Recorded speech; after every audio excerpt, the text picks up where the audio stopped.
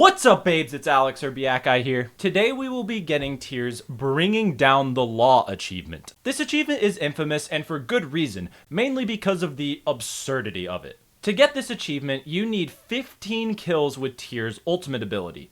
Now, at first glance, that doesn't sound too difficult, right? I mean, Bologna has a similar achievement where you just need 10 kills.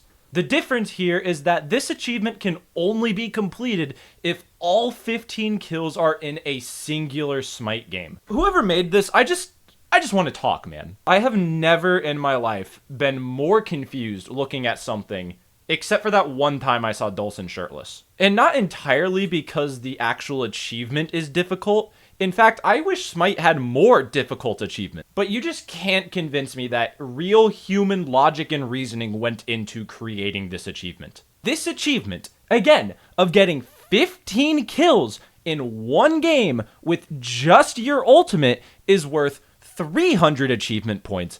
And Athena's achievement of getting one kill with her ultimate is worth 400 points. How the fuck is this even possible? Regardless, it's in the game, it's possible to get, so I guess that's what I'm going to set out to do. So welcome to the story and journey of how I completed one of SMITE's most difficult achievements.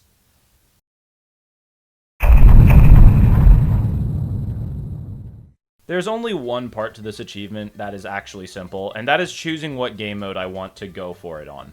If you've watched previous episodes of my achievement series, then you will recognize that this thought process is exactly the same as the last episode where I did a similar challenge for Odin. Arena is out of the question because there is essentially a soft cap for how long the match can go. Assault is out of the question because, well, I can't pick my god. I guess it is possible in Joust, but due to the shorter game length and there being less people on the map, it's more likely to be obtained in other game modes.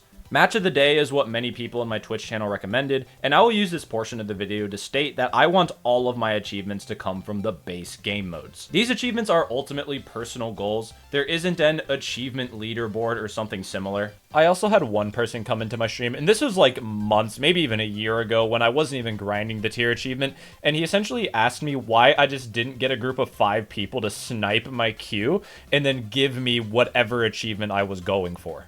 And again, that just wouldn't be satisfying. That would be less satisfying than doing it in Match of the Day. I don't really care if others boost to get the achievements because, again, there aren't really any leaderboards. I view boosting for achievements the same as just like crossing off things to do on a to-do list. Like, I don't know, washing the dishes or doing laundry. It's just not fun. There's no challenge involved in doing that. Having the enemy team gift you achievements, in my opinion, completely breaks the spirit of achievement hunting.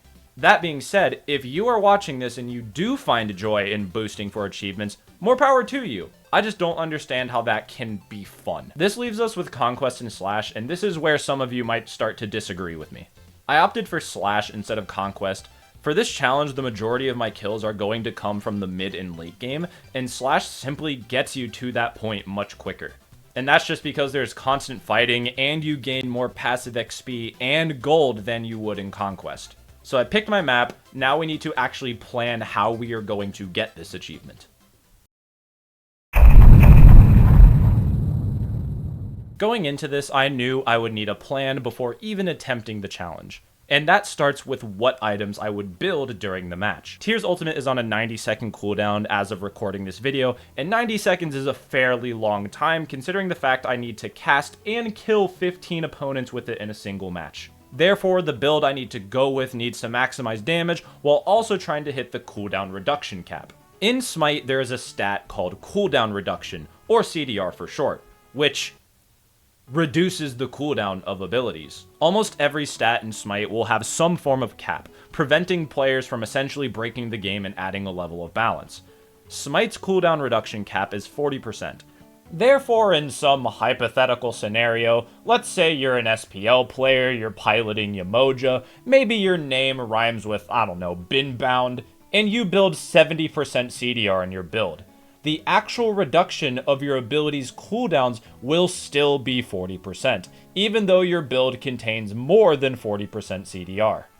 With 40% CDR in my build, Tears' cooldown on his ultimate is reduced from 90 seconds to 54 seconds. Now this is much better than before, 36 seconds better to be precise, but we can go even deeper. There is a singular exception to the 40% CDR cap, and that is Sphinx's Bauble. And that is Sphinx's Bauble. Sphinx's Bauble, or Bauble for short, has been one of SMITE's most controversial items, as it increases the CDR cap from 40% to 50%, essentially cutting all of your ability cooldowns in half. Shameless plug, but I also made a video on this item when it was released if you are interested. Okay, anyways, since Bauble already gives you 10% CDR, I need to find a build that gives 40% CDR and includes Sphinx's Bauble. This cuts Tyr's ultimate cooldown from 54 seconds to 45 seconds. Again, much better than what it previously was. 10% better, actually. I decided on this build. Fighter's Mask to start with, then go into Jotun's Wrath, Soul Leader, Tier 2 of Sphinx's Bauble, Titan's Bane, and Brawler's Beatstick.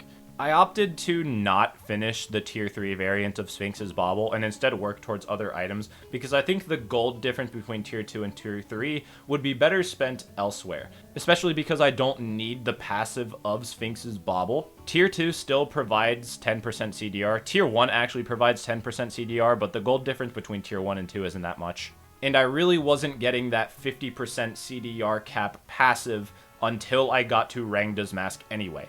Now some of you guys are probably thinking, why not items that give you ability damage, like Bluestone, or Heartseeker, or Crusher?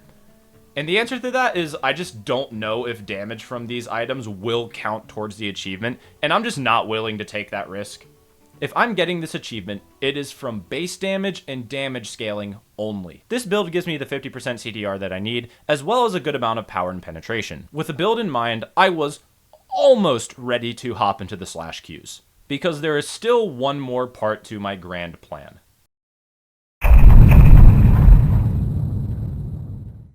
I knew that I couldn't really solo queue and get this achievement. That is more unlikely than the average ranked player going outside.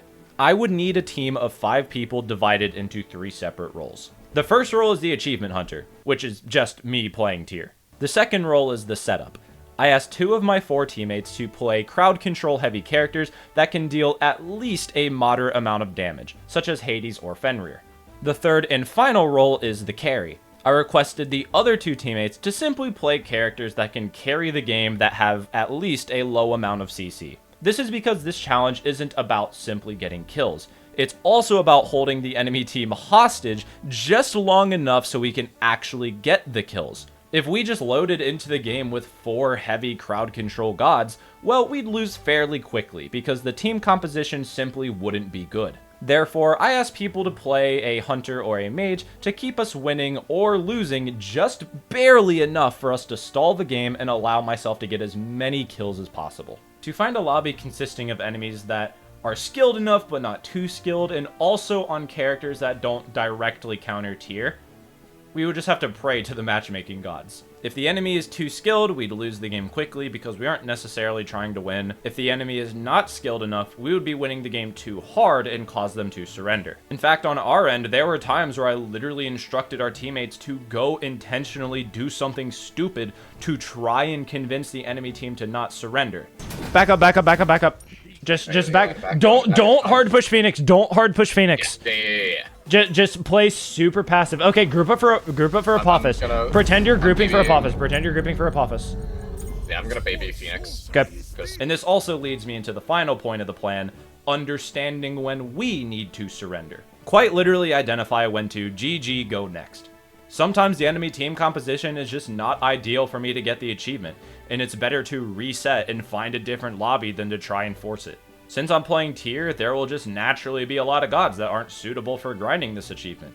You know, gods like Nox, Ardeo, essentially anyone that can easily lock me down would be an immediate surrender at the 10-minute mark. It's really just not worth the time playing through the entire match. With all that in mind, the grind officially began.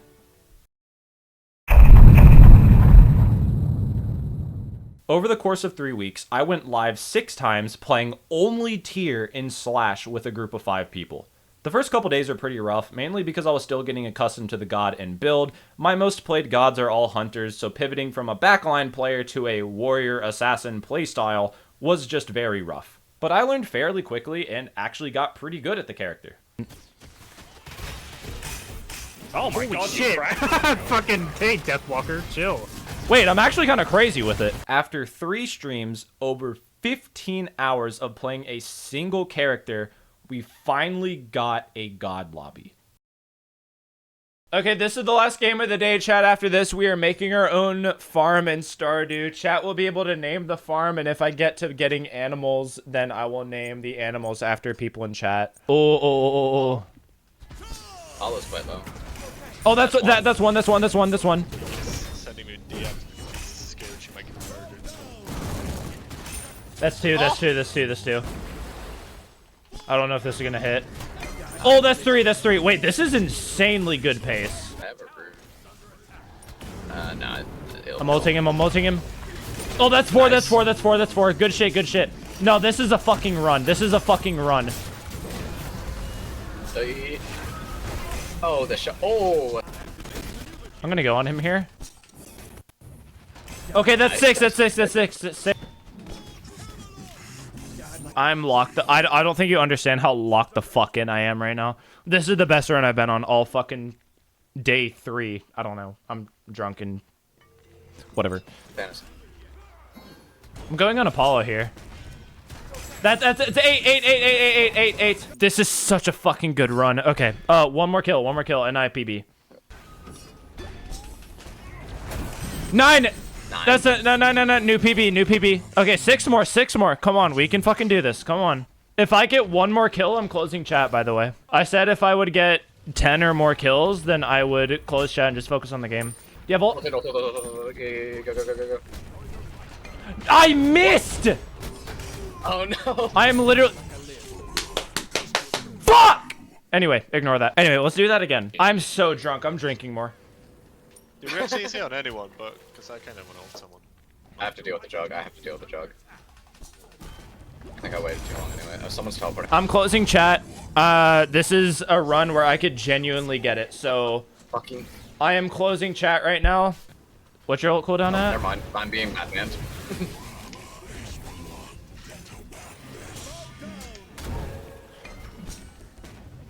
11. That's 11. Nathaniel's dead. Nice. Oh, that's 12. That's 12. Ulted. He dashed away. Please. 13. 2 more. And we get this fucking achievement. Okay. Look for Apollo. Oh, on Baron. I'm waiting for him to get low. I'm ulting. 14. One more. Okay, back the fuck up.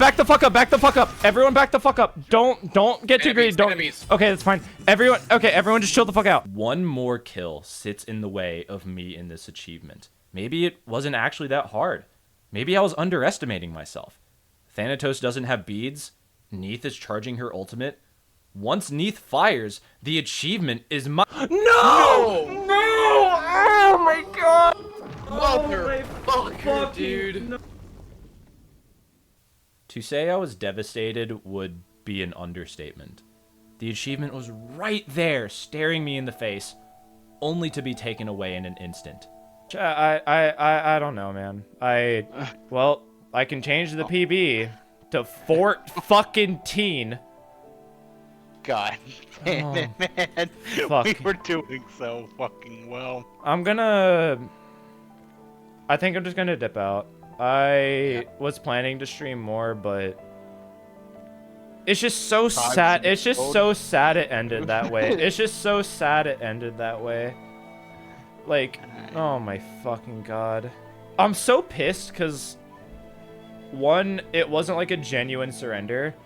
They were just like, I'm tired of this. And two, I fucked up so much. Like, I can sit there and blame the enemy team, but at the end of the day, there was like 4 ults that I just completely fucking whiffed and I would have got it by then. It's so depressing, man. It's so depressing.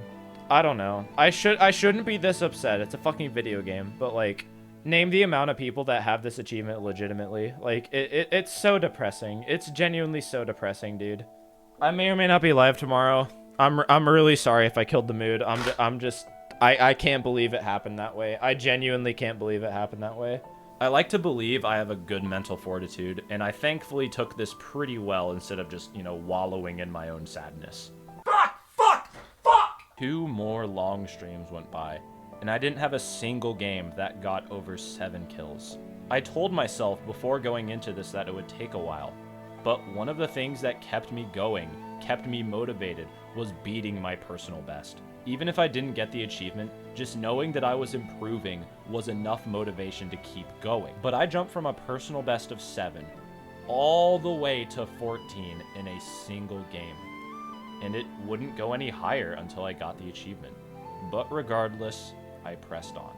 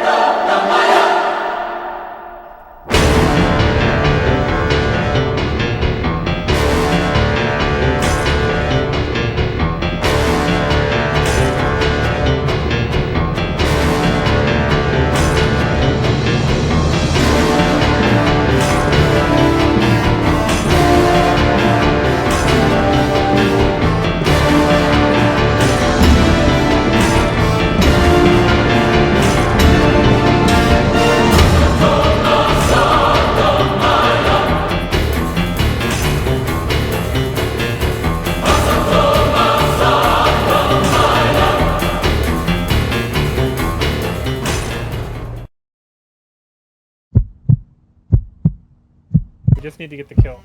We have to kill this. I'm looking. Not beads, not beads. Molting here. I'm gonna keep this thing.